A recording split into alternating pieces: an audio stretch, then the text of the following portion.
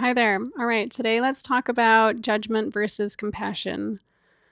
And definitely, I know we can be very judgy of others, but so much of this is judgment of ourselves and being critical of ourselves. And we can all use a little more compassion. So let's jump in. We all judge. Like, that's not something whether like we just have this or don't have this again. Like, we're all moving in between these states all the time.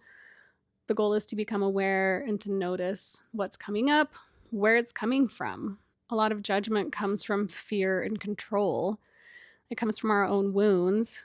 I know someone before had said, like, when we're irritated by something someone else does, it's usually because you do that thing also. And I've definitely noticed that to be the case. And so it's like, oh, this person drives you crazy.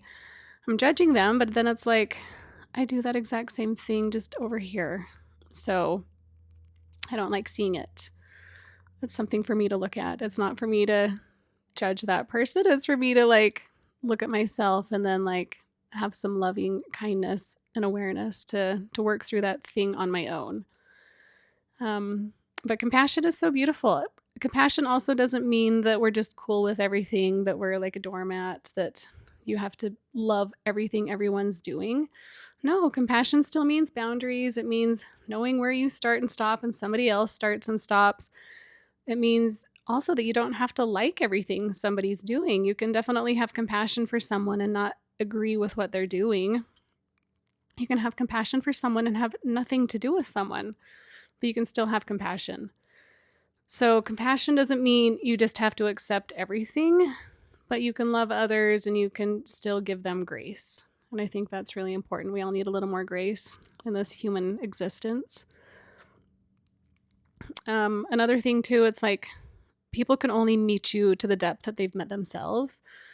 So as you're working through situations with people and relationships, like sometimes people can't meet you where you want to go, and it's because they haven't gone there before, and that's okay. But that doesn't mean just hang in there. Sometimes having, taking a break, walking away, having some distance is the most healthy, compassionate thing you can do.